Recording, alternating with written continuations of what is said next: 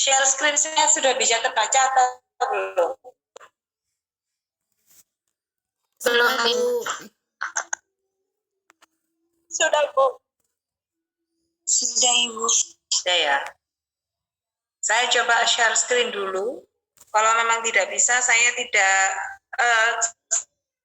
coba kalau saya kembalikan seperti ini ya. Karena biasanya kalau jaringannya tidak seimbang itu untuk slideshow itu biasanya agak sulit.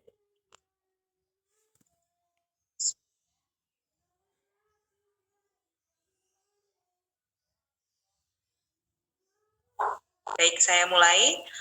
Pagi ini kita akan mempelajari tentang kala dua persalinan ya yang sudah kita kupas sedikit kulitnya pada awal-awal pertemuan yang lalu ya. Kala dua persalinan itu merupakan proses pengeluaran buah kehamilan sebagai hasil dari pengenalan proses dan penata laksanaan kala pembukaan. Ya, jadi pada kala dua itu merupakan kala persen janin ya, merupakan tindak lanjut dari kala satu ya, merupakan tindak lanjut dari kala satu. Tujuannya adalah kita tahu batasan dan bagaimana diagnosa kala dua ya, kemudian mempersiapkan proses keluaran buah kehamilan. Kenapa disebut buah kehamilan? Karena ada janin, ada plasenta, ada ketuban dan lain mengikuti ya. Bisa juga mekonial kalau memang bayinya fetal bisa terjadi ketuban ya atau mekonium.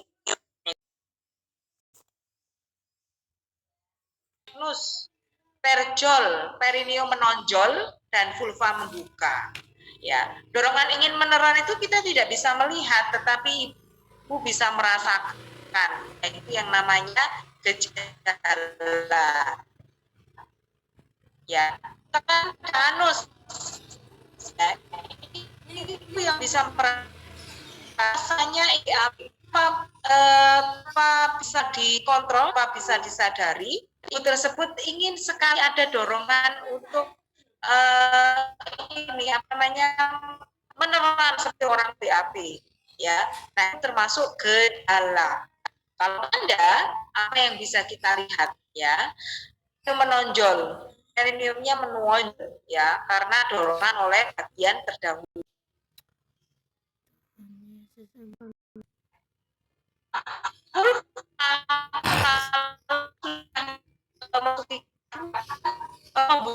Dengan sendirinya ya, berbeda sekali. Nanti bisa kalian amati, bisa adik-adik analisa sendiri kalau kita melihat ada ibu atau pasien sudah memasuki tanda dan gejala kala dua ya.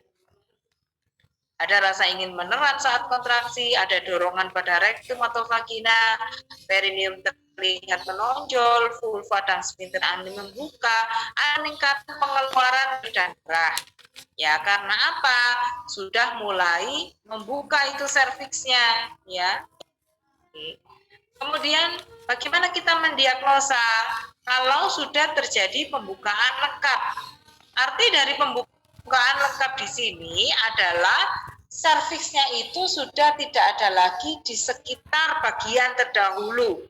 Kalau kita melakukan vaginatuse atau VT, ya kita melakukan VT. Nah, VT ini saat kita menemukan bagian terdahulu itu sudah tidak ada lagi serviks di samping-samping bagian terdahulu, kepala. Jadi full semuanya sudah kepala, itu sudah disebut pembukaan lengkap atau sudah kita perkirakan 10 cm, ya. Apakah semua pembukaan itu diukur benar 10 cm? Tidak, ya. Jadi sesuai dengan penelitian yang ada bahwa satu putaran ya itu tidak selalu 10 cm. Buat sebuah patokan bahwa saat kepala bayi itu sudah teraba seluruhnya, sudah tidak ada serviks yang menutupi bagian terdahulu, itu disebut 10 cm. Ya, jadi pembukaan lengkap itu dengan 10 cm. Tapi tidak semua kepala janin yang teraba pada saat VT pembukaan lengkap itu adalah 10 cm. Tetapi dibuat patokan untuk mempermudah kita. Ada yang bertanya? Kalau mau ke kamar mandi? Ya, silakan. Ya.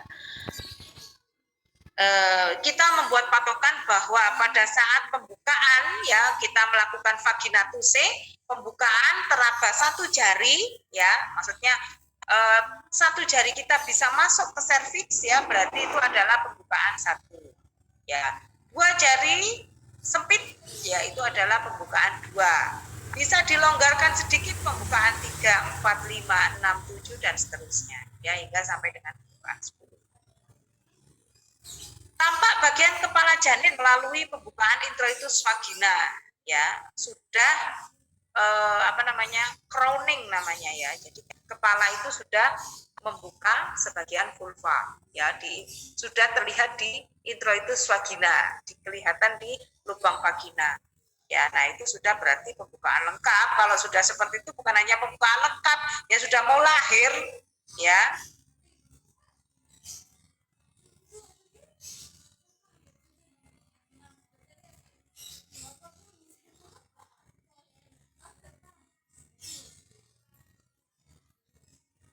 Persiapan penolong persalinan ya. Kalau kita melakukan persalinan, kalau kita mau menolong persalinan, usahakan kita mempunyai APD, alat pelindung diri yang lengkap ya. Alat pelindung diri yang lengkap mulai dari apa saja, semuanya head to toe kita harus lengkap ya. Karena apa? Ketuban itu merupakan salah satu unsur tubuh ya. Ketuban, darah, kemudian belum lagi kalau mungkin pasiennya nanti muntah ya. Nah, hal-hal tersebut akan sangat sekali memudahkan bakteri ataupun virus untuk melakukan penularan terhadap orang lain, termasuk si penolong persalinan. Jadi kalau menolong persalinan, APD-nya harus lengkap. Kaki nggak boleh hanya memakai sandal saja, itu nggak boleh. Kita harus memakai sepatu boot. Karena sandal, nah itu tidak menutup kemungkinan akan bisa memasuki area kulit ataupun bagian tubuh kita yang masih terbuka. Sepatu boot, kemudian memakai celemek, ya, memakai celemek, tahu kan ya celemek ya? Bukan celemek yang dibuat untuk memasak loh ya. Celemeknya yang dibuat memasak itu terlalu tipis, tetapi celemeknya yang lebih tebal lagi. Ya, kemudian setelah celemek kita harus memakai kap penutup kepala. Setelah penutup kepala, masker dulu ya, apalagi sekarang harus pakai masker. Kemudian kalau kesulitan memakai face shield, kita bisa memakai kacamata Google ya untuk melindungi mata kita ya. Tuh. Nah, kemudian sarung tangan. Kalau memang ada resiko tinggi terjadi penularan infeksi, ya kita harus memakai sarung tangan double. Itu. Ya. Nah, kemudian selain itu tempat bersalin. Tempat bersalin harus bersih paling tidak ya. Kalau memang setelah kita menolong persalinan yang beresiko, mungkin ada kondiloma yang tidak diketahui sebelumnya ya. Nah, itu harus kita steril ya, tempat bersalinnya harus disteril. Kemudian peralatan dan bahan yang diperlukan harus bersih dan steril ya. Peralatan stainless, satu set, heating set ya, itu harus disteril ya. Kemudian kalau seandainya kita membutuhkan underpad atau perlak atau tempat tidur dan lain sebagainya, itu harus dalam kondisi yang bersih ya. Tempat meletakkan dan lingkungan yang nyaman bagi bayi untuk menghindari adanya hipotermi pada bayi baru lahir ya. Ada 4 cara terjadinya hipotermi ya, mulai dari evaporasi, konduksi, konveksi, radiasi ya. Nah, itu harus kita hindari. Kita boleh menggunakan AC di kamar bersalin, tetapi pada saat sudah memasuki kala 2, AC itu harus dimatikan ya. Supaya apa? Kita menciptakan ruangan yang hangat saat bayi itu lahir.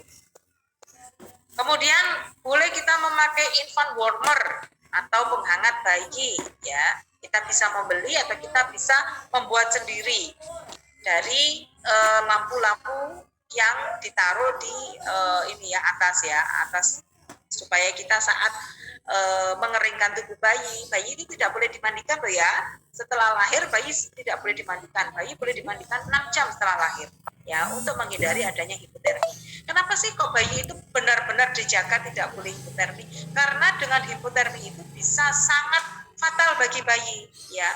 Hipotermi itu kan dia kehilangan panas tubuh.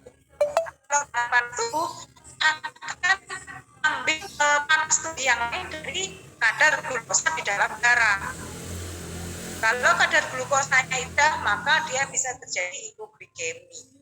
Nah, kalau hipoglikemi padahal seluruh organ di dalam tubuh itu membutuhkan seluruh organ di dalam tubuh itu membutuhkan itu adalah untuk menggerakkan adalah salah satunya adalah glukosa. Glukosanya dia rendah, ya pasti akan berakibat fatal. Penyiapan ibu dan keluarga, termasuk asuhan sayang ibu. Setiap kita selesai melakukan pemeriksaan, wajib kita sampaikan kepada ibu dan keluarga. Setelah VT, setelah mendengarkan DJJ, ya. Nah, selain asuhan sayang ibu, kita juga akan memperkuat psikis ibu, memperkuat mindset ibu atau pemikiran ibu bahwa saya bisa melahirkannya dan saya harus semangat. Setelah VT, selamat ya Bu, sekarang pembukaannya sudah nambah, sudah pembukaan 5. Ini bisa didengarkan jantung bayinya sehat. Ibu harus semangat ya.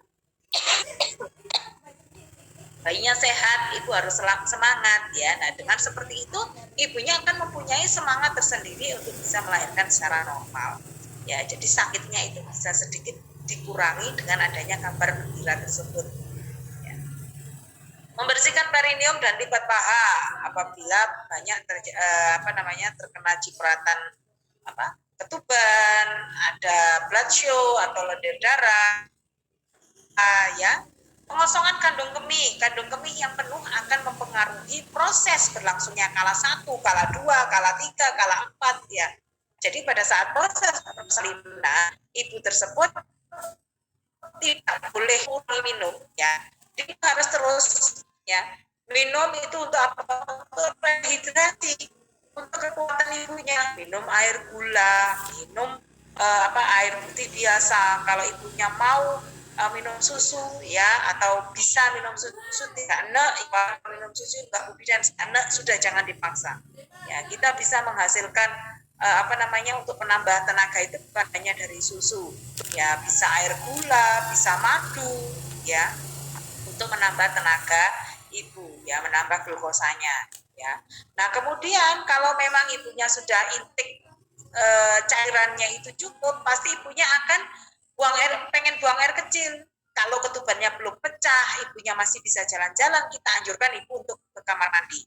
Ayo Bu, buang air kecil ke kamar mandi karena ini kandung kemihnya sudah penuh, harus segera dikosongkan. Apanya bisa turun. Kalau ibunya tidak bisa,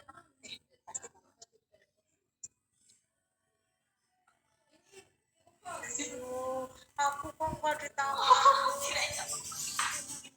Apa itu?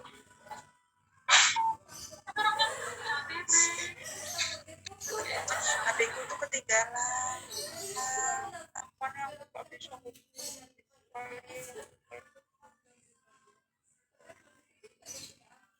Nah, kemudian kalau memang ibunya terjadi ketuban pecah dini atau ibunya sudah kelelahan tidak bisa turun dari tempat tidur, bisa kita berikan bispot. Kalau memang ibunya tidak bisa menggunakan bispot dan tidak bisa buang air kecil, maka kita boleh melakukan kateterisasi. Tetapi karena asuhan sayang ibu, maka tidak boleh melakukan kateterisasi secara rutin, ya. Nah, lalu melakukan amniotomi. Amniotomi itu tindakan untuk memecahkan ketuban. Amniotomi juga tidak boleh dilakukan sebelum pembukaan hampir lengkap atau pembukaan sudah lengkap. Ya. Menjelaskan peran suami dan pendamping. supaya suami itu bisa kooperatif dalam memberikan semangat pada ibu yang pada proses persalinan kala 2. Ya, contohnya apabila ibunya sudah berkeringat, minta tolong suaminya untuk melap keringat ibunya. Apabila ibu kesakitan, apa yang bisa dilakukan suaminya? Mengajari ibunya tarik nafas panjang, itu juga bisa dilakukan oleh bidannya. Ya, kemudian mengelus, ya, usapan sentuhan pada kulit ibu itu akan mengurangi rasa sakit, kemudian memberikan rasa nyaman kepada ibunya, ya, memberikan bantuan psikologis bahwa ada ping yang mendukung, ya, dan lain sebagainya.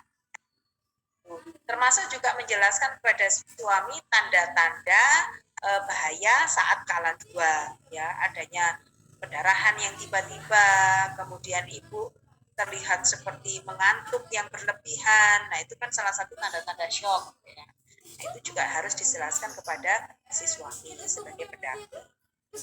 Nah, kemudian ini penata laksanaan kala 2, ya. Setelah pembukaan lengkap, pimpin untuk meneran apabila timbul dorongan spontan untuk melakukan hal itu. Kemudian beristirahat di antara kontraksi, berikan posisi yang nyaman bagi ibu dan pantau kondisi janin.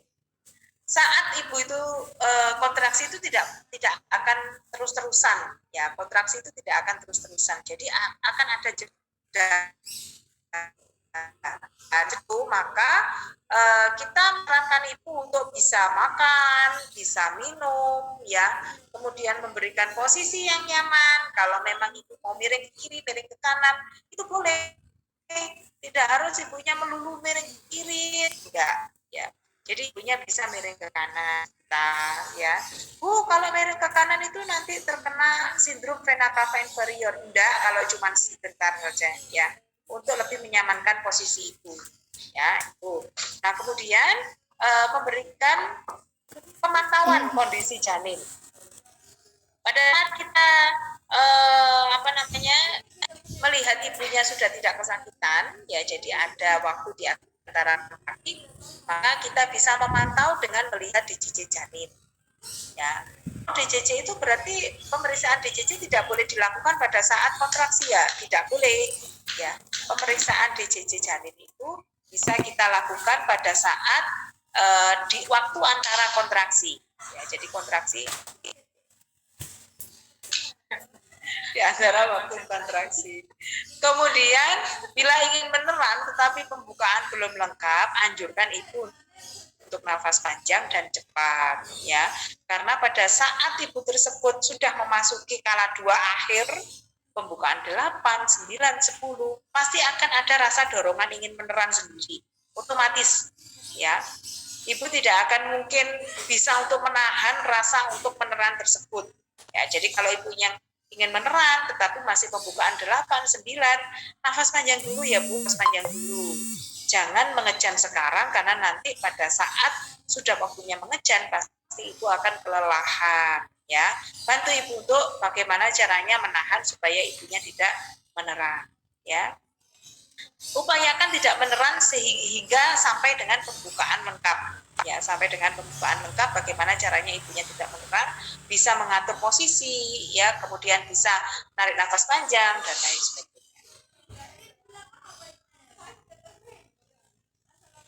Perhatikan, bila pembukaan sudah lengkap tetapi ibu tidak ingin meneran, anjurkan untuk mobilisasi atau mengubah-ubah posisi hingga timbul dorongan untuk meneran, ya. Bila kontraksi kuat tetapi ibu tidak ingin meneran, setelah 60 menit dari sejak pembukaan lengkap, pimpin untuk meneran saat kontraksi puncak dan beri asupan yang cukup. Setelah 1 jam, ya. Nah, ini kalau sudah 1 jam seperti ini, ibu kelelahan, tidak bisa meneran, nah ini sudah warning, sudah ada dilakukan rujukan, ya. Tetapi kalau memang ibu kelihatan hanya kelelahan, boleh kita memberikan asupan yang cukup, tambah minum gula, minum air gula, minum madu, supaya ibu bertenaga. Kalau perlu juga boleh diberikan infus, ya, untuk rehidrasi. Nah, ini bagaimana penata laksanaannya, apa saja yang harus diperiksa pada saat kala 2, nadi ibu, ya, kemudian frekuensi dan lama kontraksi, DJJ setelah meneran atau setelah kontraksi, ya, penurunan kepala, kemudian kondisi selaput ketuban dan warna cairan ketuban, karena warna cairan ketuban itu akan menentukan kesejahteraan janin. Kalau memang ketubannya itu jernih, maka berarti bayinya sehat atau baik-baik saja. Tapi kalau sampai ada mekonial atau mekonium itu merupakan feses janin, ya berarti ada sesuatu yang membuat janin itu kenapa kok mengeluarkan feses. Bisa terjadi yang namanya fetal distress. Fetal distress itu bisa disebabkan oleh banyak hal, ya, atau banyak faktor, ya, bisa dari kelainan si bayi, juga bisa karena kondisi si ibu yang kurang baik. Kemungkinan adanya presentasi majemuk. Presentasi majemuk itu bisa kepala diikuti dengan jari, kepala diikuti dengan tali pusat, ya. Jadi ada tali pusat yang menunggung namanya, ya. Kemudian bokong diikuti dengan kaki dan lain sebagainya. Itu namanya presentasi majemuk. Putaran vaksin luar setelah lahirnya kepala bayi dan pencatatan hasil pemeriksaan dan intervensi pada partografi. Nah, ini pada saat terjadi skala 2, kita harus melihat bagaimana kondisi perineum ibu. Kalau perineum ibunya itu kaku, ya, contohnya seperti banyak pada prini gravida atau prini para, ya. Prini ini banyak sekali perineum yang kaku sehingga harus dilakukan episiotomi. Episiotomi ini adalah tindakan membuka atau membantu pembukaan jalan lahir dengan menggunting bagian perineum, ya. Tidak dilakukan secara rutin, tetapi apabila ada indikasi maka boleh dilakukan episiotomi. Bila tidak tepat waktu dan prosedurnya salah, akan terjadi peningkatan jumlah pendarahan. Bisa terjadi laserasi derajat 3 atau 4 dan kejadian hematom. Nah, laserasi pada perineum itu akan akan saya sampaikan pada pertemuan yang akan datang, ya. Laserasi itu merupakan robekan pada perineum dibagi menjadi 4 derajat. Derajat 1, 2, 3, 4. Yang boleh kita lakukan heading atau penjahitan itu adalah laserasi derajat 1 dan 2. Kalau 3 dan 4 karena sudah mengenai pada atau terkena si rektum, maka tidak boleh dilakukan heading atau penjahitan oleh bidan. Ya, harus kita rujuk. Hematom itu merupakan suatu kondisi di mana ada pecahnya pembuluh darah di bawah kulit sehingga terjadi bendungan darah di bawah kulit, itu namanya hematoma, ya. Menyebabkan nyeri pasca persalinan, episiotomi, karena terjadi kita heading, ya, sehingga bisa terjadi nyeri pasca persalinan dan meningkatkan resiko infeksi. Nah, ini episiotomi itu untuk mempercepat persalinan dilakukan pada kondisi gawat janin, ya. Kondisi gawat janin bisa dengan bantuan alat, ya, ekstraksi junam vakum. Kemudian terjadi distosia bahu, ya, persalinan sungsang. Nah, itu adalah salah satu atau beberapa indikasi untuk dilakukan episiotomi. Dan ada jaringan parut. Jaringan parut itu kalau yang tidak tahu jaringan parut, siapa yang tahu keloid, ya, kalau di luka luar itu biasanya terjadi keloid, atau setelah luka kita pada luka itu terjadi penebalan kulit, ya. Nah, itu bisa terjadi juga pada perineum. Kalau sudah ada jaringan parut pada perineum, maka perineum itu akan menjadi kaku sehingga sulit untuk meregang dengan sempurna, sehingga harus kita lakukan episiotomi, ya. Nah, ini pada saat pengeluaran harus diperhatikan hal-hal berikut, ya. Posisi ibu saat melahirkan bagaimana, cegah terjadinya laserasi atau trauma, proses melahirkan kepala,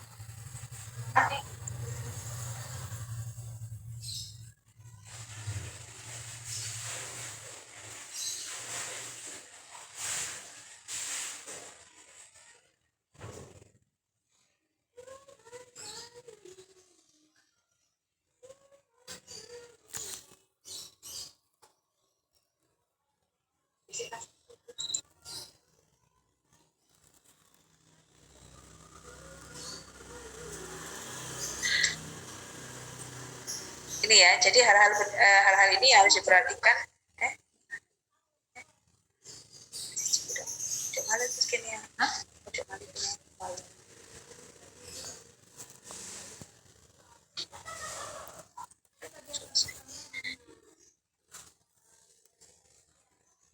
ada suatu kondisi di mana terjadi distosia bahu. Distosia bahu itu bahunya tidak bisa lahir. Kepala bisa lahir tetapi bahunya nggak bisa lahir. Tandanya adalah salah satu turtle sign. Turtle itu kan ini ya, apa namanya, kura-kura ya. Jadi kepala kura-kura itu kan kadang dia keluar, kadang masuk ya. Nah, itu salah satu gejala dan tanda distosia bahu ya. Kepala terdorong keluar tetapi kembali ke dalam perutnya setelah kontraksi. Tidak terjadi putar maksi luar. Harusnya kepala lahir ya, dia harus muter. Nah, ini nggak muter dia. Ya, itu salah satu tanda distosia bahu. Kepala tetap pada posisinya dalam waktu vagina ibu meneran sekuat mungkin. Ya, jadi ibunya sudah meneran, sudah betul, tetapi kepalanya nggak lahir. Nah, itu salah satu tanda distosia bahu. Ini apabila terjadi shock, dehidrasi, hati-hati, infeksi, preeklamsi, inersia uteri itu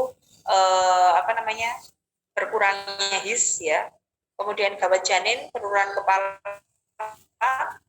bahu, cairan ketubuh koneal, kehamilan ganda atau kembar, dan tali pusat hubung atau biritan tali pusat. Ini yang saya bilang tadi, jenis-jenis episiotomi. Nanti kita ada bab sendiri untuk episiotomi ya. Jadi ini untuk pengenalan awal. Jadi episiotomi itu ada beberapa arah ya, tetapi arah yang benar adalah mediolateral. Kalau lateral seperti ini akan mengenai labia ya. Kalau yang seperti ini akan mengenai anus medial apian. Tapi yang benar ya, seperti ini posisinya ya. Nah, ini ekstraksi vakum. Vakum ini diberikan, kepalanya bayi dikasih mangkok. Mangkoknya itu ada salurannya ya, bukan mangkok yang dibuat makan, enggak. Jadi bentuknya ini seperti mangkok ya, namanya mangkok Malmström ya. Dikasih tekanan negatif ya, dikasih tekanan negatif maka dia bisa nyedot ya. Nah, kalau forceps ini sudah tidak boleh dilakukan lagi karena ini besi ya, besi dimasukkan ke dalam vagina ibu untuk menarik kepala bayi ya, bisa melukai ibu dan bayi, ini sudah tidak boleh dilakukan. Nah, ini macrobirth itu untuk distosia bahu ya. Jadi itu harus mengangkat kaki ya, mengangkat kaki sekuat mungkin seperti ini. Kemudian bagaimana cara kita untuk supaya bahunya itu bisa lahir adalah kepala ditarik ke bawah ya. Ini nanti ada sendiri keterangannya. Oke, sampai sini ada yang mau ditanyakan? Minggu depan kita akan belajar tentang amniotomi, episiotomi, dan heating perineum ya. Jadi ada 3 bab yang harus kita pelajari minggu depan, mulai dari minggu depan itu UTS. Kalian minggu depan UTS jadi ya? Sudah selesai UTS nanti. Iya. Kenapa? UTS sudah Ibu. Enggak, maksudnya minggu depan UTS ya?